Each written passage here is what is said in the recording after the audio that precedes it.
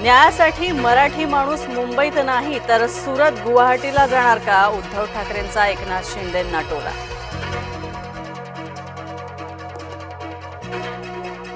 मनोज जरांगेंकडून उपोषणाची आंदोलनाला गालबोट लागू देऊ नका, मुंबईकरांना त्रास देऊ नका, जरांगेंचा आंदोलकांना आवाहन. मनोज जरांगेंची मागणी ओबीसी आरक्षण संपवणारी आहे. लक्ष्मण हाकेंचा जरांगेंवर निशाणा. ओबीसीतूनच आरक्षणाची मागणी बेकायदेशीर असल्याचं केलं विधान.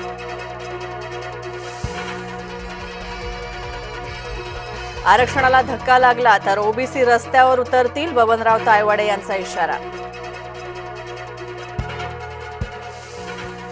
इतर आरक्षणाला धक्का न लावता मराठा आरक्षण देण्याची भूमिका. मराठा उपसमितीचे अध्यक्ष विखे पाटलांची प्रतिक्रिया. तर सरकारचं शिष्टमंडळ जरांगेंची भेट घेण्याची शक्यता.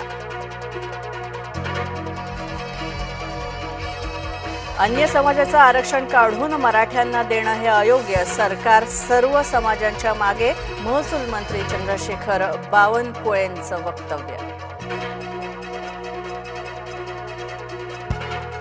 जरांगेंच्या खांद्यावर बंदूक ठेवून राजकारण केलं जात आहे. संजय राऊतांचा महायुतीला टोला.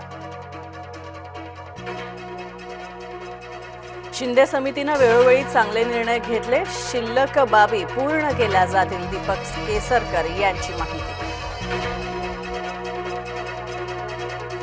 आरक्षणासाठी मुख्यमंत्र्यांकडून न्याय आणि विरोधक भूमिकाहीन.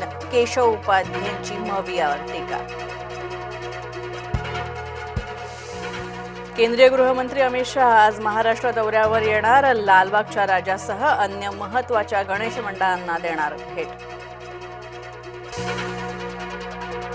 बिहारमधील काँग्रेस आणि भाजपमध्ये राडा. दोन्ही पक्षांच्या कार्यकर्त्यांकडून दगडफेक. पंतप्रधान नरेंद्र मोदींबद्दल केलेल्या अपशब्दांवरून भाजप झाली आक्रमक. जालन्याच्या गाडेघवाणमध्ये कार विहिरीत कोसळली. 5 जणांचा दुर्दैवी मृत्यू. मॉर्निंग वॉक करणाऱ्यांना वाचवताना कारचं नियंत्रण सुटलं. कार पडली विहिरीत. पावसामुळे यवतमाळ आणि नांदेडमधील शाळांना सुट्टी. पावसामुळे नद्यांच्या पाणी पातळीत प्रचंड वाढ. सतर्कतेचे आदेश.